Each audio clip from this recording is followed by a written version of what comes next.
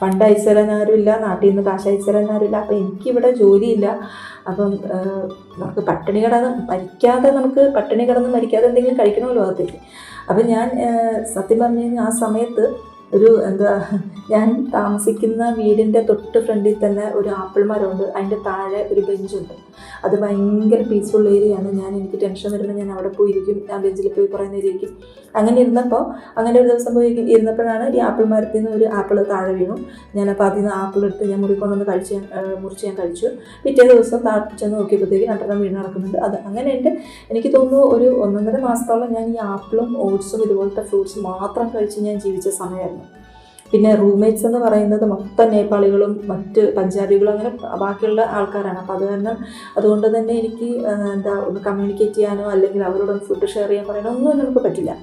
നമ്മൾ പറയുന്നത് എന്താണെന്ന് പോലും അവർക്ക് മനസ്സിലാവില്ല. അല്ലെങ്കിൽ നമ്മളെയൊക്കെ അവർ പല രാജ്യക്കാരായതുകൊണ്ട് തന്നെ നമുക്ക് സപ്പോർട്ട് എന്നുള്ള സാധനം നമുക്ക് കിട്ടില്ല.